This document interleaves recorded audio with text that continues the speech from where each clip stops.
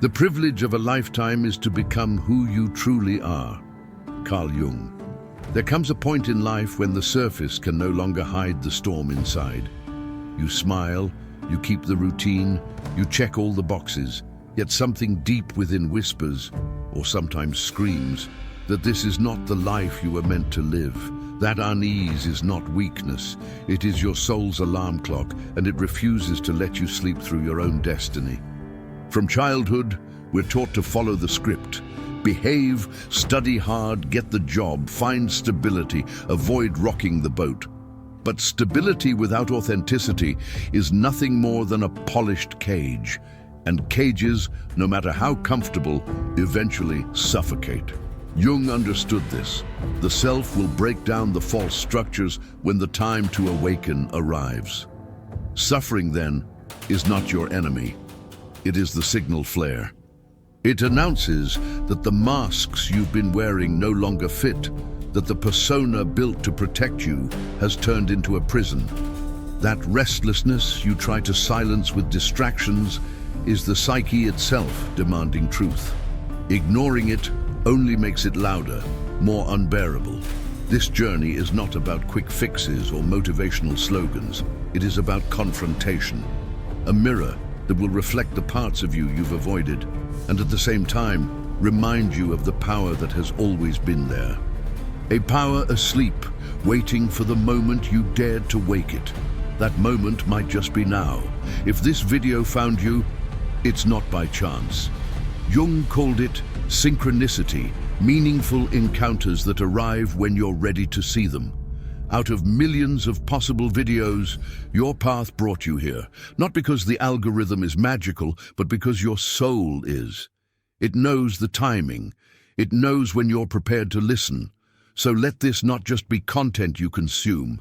Let it be a door, a threshold that invites you to step away from autopilot and toward individuation. Jung's word for the journey back to yourself, because you don't need another life tip. You need to remember who you are beneath the noise. And the real question is not whether you're ready. No one ever feels ready. The question is, how long can you keep pretending to be someone you're not? There comes a moment when the carefully built facade begins to crumble. You try to maintain the routine, smile on cue, and tell yourself everything is fine. Yet inside there is a silent fracture. That fracture splits who you really are from the character you've been playing. It is not random. It is your inner truth demanding to be heard. Jung explained that the psyche can only endure so much falseness before it revolts. When your daily life drifts too far from authenticity, the unconscious pushes back. Sometimes it shows up as exhaustion no amount of sleep can fix. Other times as anxiety that arrives without reason, or a dull emptiness that no achievement satisfies. Each is a warning light flashing on the dashboard of your soul. Think of someone who seems to have it all. A steady paycheck, a partner, a stable life. From the outside, it looks perfect. But inside, they wake up each day with heavier steps, as if dragging chains no one else can see. That heaviness is not laziness. It is the weight of living a script written by others. Most people try to escape this collapse by drowning themselves in busyness, endless scrolling, or temporary thrills. But no distraction can silence a soul in rebellion. The more you try to cover it up, the louder it becomes. What began as discomfort soon grows into despair, and what you ignore eventually demands to be faced. The paradox is that collapse is not a breakdown, but a breakthrough. Like a seed that must split apart before it can grow, you too must let the old shell crack open. It feels like destruction, but in truth, it is the start of renewal. You are not falling to pieces. You are shedding the skin that no longer belongs to you. Real stories prove this. People who lost jobs they secretly hated only to discover their true calling. Individuals who ended draining relationships and finally felt alive again. The collapse was not punishment. It was liberation, disguised as chaos. Life itself sometimes has to push us where we were too afraid to go. And yet, the collapse is just the beginning. Because once the shell breaks, the next question arises. What happens to the masks you've been wearing for so long, and what will remain once they fall away? From an early age, we're taught to put on masks. Be polite, smile when you're hurting, agree when you disagree, play the role that wins approval. Jung called this social mask the persona. It protects you, helps you navigate society, but over time, what once served as armor turns into a costume that suffocates. The tragedy is when you start confusing the mask with your real face. It's like wearing clothes that don't fit. At first you adjust, telling yourself it's fine, but each day it pinches harder until you can hardly breathe. People stay in jobs they hate, friendships that drain them, or relationships that look good in photos but feel dead inside. All because the mask promises safety. Yet safety at the expense of self slowly poisons the soul. You can see it in the subtle symptoms. The smile that feels rehearsed, the fatigue that no coffee fixes, the emptiness after achieving what others applaud. These are not minor glitches, they're signs that the persona you wear is collapsing. Your body and mind are signaling that the performance has gone on too long. Ask yourself this: how many choices in your week are truly yours? Do you say yes because you want to, or because you fear disappointing someone? Each false yes adds another brick to the wall that traps you. Write it down, put pen to paper, and see the truth staring back. Awareness is the first crack in the mask. Books can guide this exploration. Jung's The Undiscovered Self pulls apart the dangers of conforming too much. Julia Cameron's The Artist's Way shows how to reclaim your voice through creativity. These aren't just readings, they're tools to strip away what doesn't belong to you. Even small steps like journaling honestly or saying no once a week can begin dismantling the mask. And here's the paradox: when you first drop the mask, you feel fear. Fear of rejection, judgment, even abandonment. But alongside the fear comes relief, because behind the mask, you discover a face you haven't seen in years. That's not emptiness. It's you waiting patiently to be acknowledged. And once that true face begins to surface, the unconscious grows louder, sending you signals in dreams, emotions, and even subtle crises. Because the moment you peel off the mask, the psyche seizes its chance to guide you toward deeper truths. The unconscious rarely knocks on your door with words. Instead, it speaks in symbols, weaving messages through dreams, sudden emotions, or even the body's exhaustion. Jung insisted that when we drift too far from our authentic path, the unconscious begins to send warnings. What you call random anxiety, unexplained fatigue, or recurring nightmares are not accidents, they're coded signals. Dreams are often the first messengers. Repeated images, doors that won't open, endless staircases, floods of water are not meaningless. They're metaphors created by the psyche to express what the conscious mind refuses to face. That dream of drowning may not be about water at all, but about the suffocation you feel in your daily life. Jung saw dreams as a direct letter from the unconscious to the ego. But it doesn't stop when you wake. You may feel disconnected in a crowded room, as if watching yourself from outside your body, or you sense a heavy sadness with no clear cause. Even the Sunday night dread before the work week begins is a signal. The life you're living does not align with the life you need. The unconscious does not whisper forever. It escalates until you listen. The tragedy is that most people dismiss these signs. They medicate the insomnia, drown the anxiety in entertainment, or call the sadness just stress. But repressing symptoms is like muting a fire alarm while the flames spread. What you ignore will eventually demand a bigger price. The unconscious is patient, but it is relentless. One practical step is to keep a journal of dreams and unusual emotions. Write down recurring images, patterns, or feelings that hit you hardest. Over time, you'll notice themes. Books like Jung's Memories, Dreams Reflections show how decoding these patterns can reveal hidden truths about your journey. It's not about fortune-telling, it's about uncovering the map your own psyche already drew. Real examples make it clear. People who paid attention to recurring dream symbols found the courage to quit jobs they hated. Others realized that their bodies' mysterious illnesses mirrored emotional wounds they had buried. The unconscious does not sabotage, it saves, if you learn to read its language. And once you begin noticing these signals, the bigger question arises.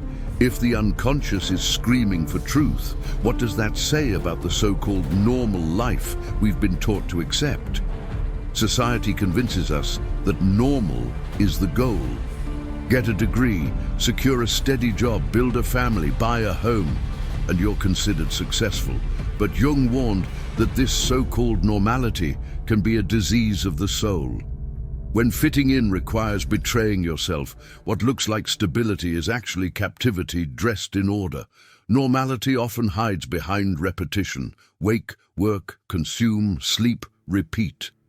Millions of lives follow the same template, but how many truly feel alive? Paychecks are mistaken for purpose, titles for identity, and applause for meaning. From the outside it seems fine, but inside people feel like ghosts, moving through routines designed by someone else. Think of the man who everyone admires for his career, but who lies awake every night with a sense of emptiness. Or the woman who has the perfect life on social media, yet secretly wonders why she feels so disconnected. These are not isolated stories. They are the predictable result of worshipping normality over authenticity. The system rewards this conformity. Be obedient and you'll get promotions, likes, streaming platforms, vacations, and small comforts to keep you docile. But those rewards are bait. The cost is your originality, your essence. Slowly, you trade your soul for a stable cage, a cage padded with distractions. Jung put it bluntly, the real danger isn't chaos, it's massification. Becoming a cog, a statistic, a replaceable part in a machine that doesn't care who you are. The uniform life feels safe, but it quietly erases you. The tragedy is not just dying, it's never having lived as yourself. A practical reflection is to list the major decisions in your life and ask, did I choose this, or was I following expectations? That discomfort you feel reading the answers is not failure. It's the first crack in the illusion. Books like Nietzsche's Thus Spoke Zarathustra challenge us to rise above the herd and reclaim individuality. And once you see through the illusion of normality, you realize something profound. The suffering you feel is not a defect to erase, but the most honest signal that you're ready to awaken. We live in a culture that treats suffering as a mistake. If you're anxious, you must be broken. If you're sad, something must be wrong with you. But Jung flipped this idea on its head. To him, suffering was not proof of weakness, but the signal that your inner life was ready to transform. Pain is not punishment, it's a doorway. The reflex is to numb it. Pills for sleep, endless scrolling to escape, binge watching to avoid the silence. But silencing pain is like taping over a leaking pipe. It doesn't stop the pressure, it only delays the burst. The psyche will not let you ignore it forever. What starts as unease becomes despair when you refuse to listen. Look at everyday examples. The employee who drags themselves through a job that drains them. The partner who stays in a loveless relationship out of fear of change. Their bodies scream with fatigue, their minds fill with dread, their hearts ache with emptiness. This is not failure, it's the soul shouting, enough! Paradoxically, pain is evidence of strength. Only a mature psyche dares to send discomfort as a wake-up call. Just like muscles ache when they're growing, your spirit aches when it's expanding. It's not meant to crush you, it's meant to push you into the life you've been avoiding. Here's a shift in perspective. Instead of asking, how do I get rid of this pain? Ask, what is this pain trying to show me? Suddenly, suffering becomes a guide. Anxiety that spikes in certain environments may be revealing misalignment. Sadness that lingers every Sunday evening might be pointing to a life path you no longer want. Viktor Frankl, in Man's Search for Meaning, revealed that humans can endure almost anything if they find meaning in it. The absence of meaning is what kills, not the suffering itself. When pain is given context, as a signal, a guide, a teacher, it transforms from obstacle to initiation. And as soon as you accept pain as a messenger, something uncanny happens. Life begins to send you signs, coincidences, and encounters that appear precisely when you need them most, as if the unconscious itself were guiding your path forward. Have you ever noticed how the right book, the right person, or even the right video seems to show up exactly when you need it? Jung called this phenomenon synchronicity, meaningful coincidences that reveal the deep dialogue between your inner world and outer reality. They feel random, yet they strike you with a sense of inevitability. Synchronicity isn't about magical thinking. It's about the psyche using the world as its canvas. When your unconscious is ready to break through, it begins orchestrating subtle alignments, dreams, repeating symbols, unexpected conversations. The external world mirrors the internal shift, not because chance is playing games, but because your soul is magnetizing what it needs. Think of someone contemplating a major life change who suddenly keeps hearing the same theme everywhere, in a podcast, in a friend's comment, in a headline.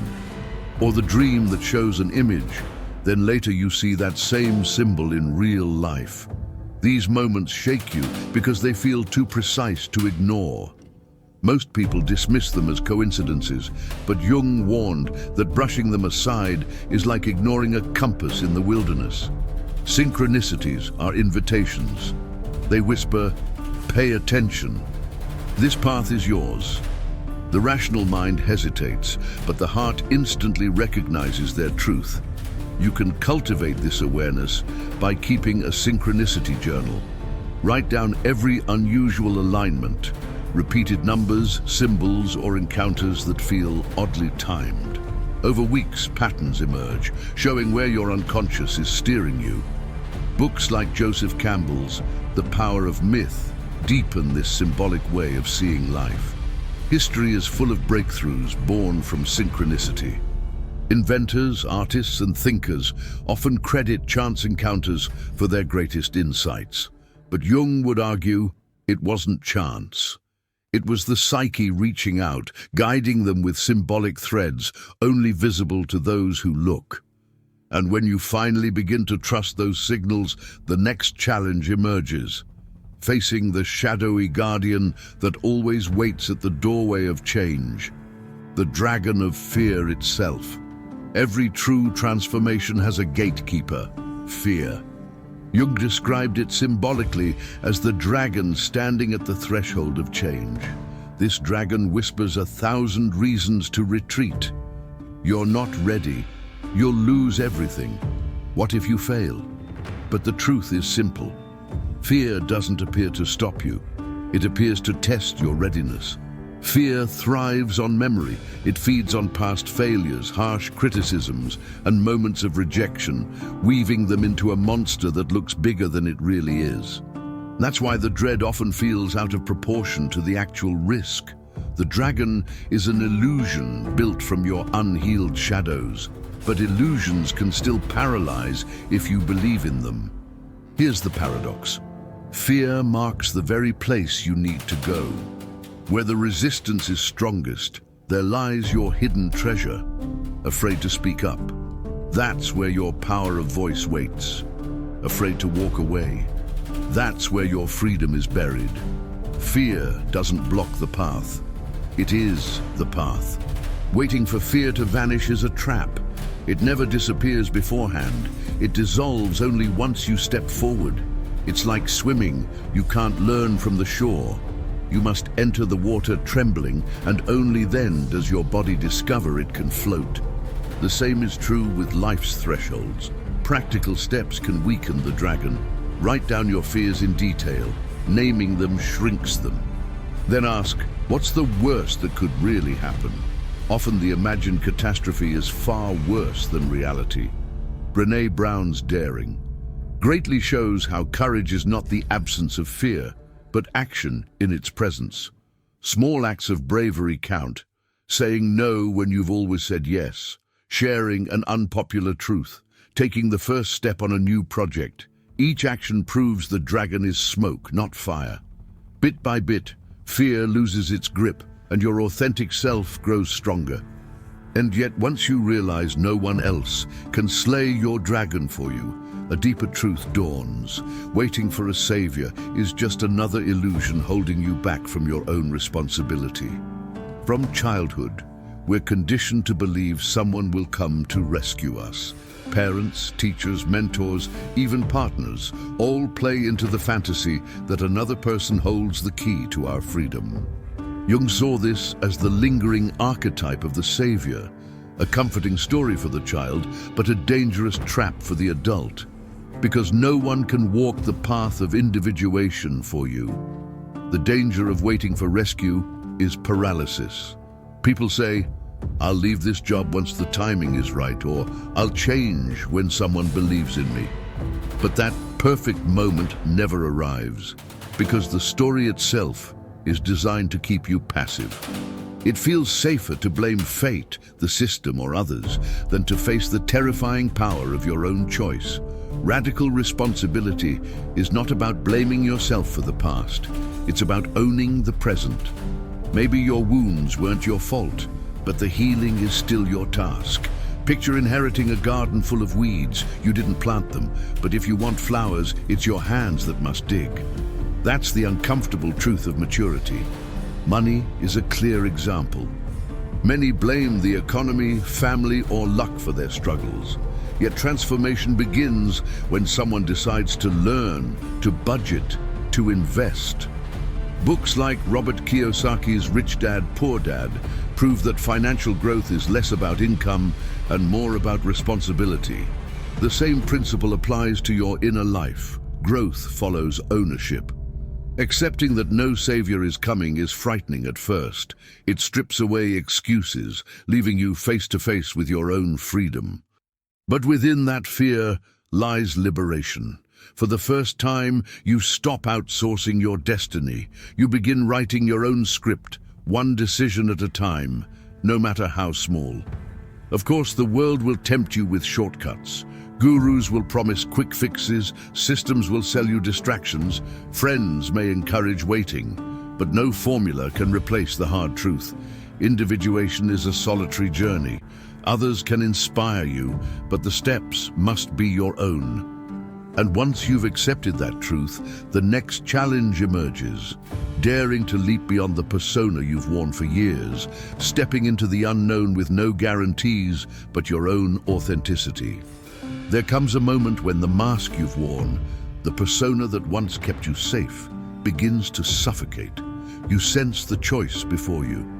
Remain in the familiar cage or leap into the unknown. Jung described this point as the most critical stage of individuation. It feels less like a step forward and more like jumping off a cliff with no promise of where you'll land. Staying where you are feels secure, but that security is a slow poison. It keeps you alive, but not living. The leap, on the other hand, is terrifying because it strips away the false certainties. Like a bird leaving the nest, you're asked to trade the comfort of the branch for the vastness of the sky. Most retreat here, believing fear is a sign to stop. But in truth, fear signals that you're standing at the real door. In daily life, this leap takes many forms. Leaving a career that drains your spirit, ending a relationship that no longer aligns with your truth, moving to a place where no one knows you. Even something as simple as finally speaking the words you've always swallowed can feel like stepping into thin air. The ego, however, resists. It whispers excuses. Wait until you're ready. You need more money first. This isn't the right time. But readiness is a myth. The leap doesn't become easier by waiting, it becomes heavier. The moment arrives when staying hurts more than moving, and that pain becomes your launch pad. A practical exercise is to write down the cost of staying the same versus the potential reward of leaping. On paper, the truth is often obvious. The greatest risk isn't failure, it's living half a life. Books like Julia Cameron's The Artist's Way remind us that creativity and authenticity only bloom once we dare to leave safety behind. The leap will never be clean. You will stumble, second guess, even cry along the way. But each small move forward builds trust. It's like walking through a tunnel. You don't see the light at first, but with each step, darkness recedes. Looking back, you realize you're no longer who you were when you entered. And once you cross that invisible line, the final challenge begins. Learning to live not as a persona, but as your authentic self, even in a world that constantly pressures you to conform. Crossing the threshold is not the end of the journey. It's the beginning of a new one. Jung called this stage individuation, the process of living from the self, the deepest center of your being. To live from the self means no longer bending your life to please others, but shaping it around the truth of who you are. It's less about becoming someone new and more about finally returning to yourself. Authenticity doesn't mean perfection. It means wholeness, embracing your light and your shadow, your strengths and your wounds, without hiding behind masks. In this state, you stop performing for approval and start living in coherence. The world may not always applaud, but the quiet alignment inside is a freedom applause can never give. Think of the artist who keeps painting even if no gallery accepts their work, because creating is their truth. Or the professional who walks away from a prestigious but soul-crushing job to build something meaningful. Or the person who dares to disappoint family expectations to honor their own path. These aren't acts of rebellion, they are acts of alignment. Living authentically requires daily courage. Courage to say no when everyone expects yes. Courage to choose silence when noise surrounds you. Courage to walk alone when conformity demands a crowd. Jung believed that individuation is not comfortable, but it is the only path to true life. Practical steps matter. Start with small acts. Choose books that nourish your curiosity. Spend time with people who respect your essence. Give energy to activities that spark joy rather than obligation. Jung's The Red Book or Marcus Aurelius's Meditations can serve as companions, reminding you that authenticity is a daily practice, not a final achievement. What's remarkable is that authenticity has a ripple effect. When you live from the self, you naturally attract people, opportunities, and experiences aligned with your essence. The false connections fall away, and what remains is real. Life begins to mirror back the authenticity you embody. And here's the ultimate truth. Individuation has no finish line. It's not about arriving, but about continually unfolding. Each authentic step leads to new thresholds, new fears, new awakenings. The journey itself is the life you were always meant to live. You've walked through collapse, masks, dreams, synchronicities, fear, and the leap into authenticity. But the real question is, what will you do with it? Knowledge without action is like a seed locked in a box. It holds life, but never grows. Jung's work was never meant for passive reflection. It was meant for transformation. Look closely at your own life. How many choices come from your truth, and how many from the fear of disappointing others? How much of your energy is spent sustaining an image that no longer fits? These aren't abstract questions, they are mirrors. And the way you answer them will decide whether you keep living half asleep or begin living fully awake. The pain you feel is not evidence that you're broken. It's evidence that your soul is alive and refusing to settle. That restless ache is your invitation to cross the threshold. And yes, it's terrifying, but it's also the exact proof that you're standing at the door of your real life. So ask yourself, what's holding you back? Fear of failure, fear of rejection, or simply the habit of waiting for permission? Write it in the comments, not just for me, but for yourself. Putting it into words is the first symbolic act of freedom. If this message struck something in you, subscribe and turn on notifications. Every new video is another step deeper into your own psyche, a reminder that you're not walking this path alone. This is more than a channel, it's a community of people choosing truth over illusion. And don't stop here. The next video, already linked on your screen and in the description, will guide you further. Think of it as the next door in this ongoing journey, waiting for you to open it. Because now you know the question is no longer if you're ready. The question is whether you'll keep pretending or finally dare to become who you truly are.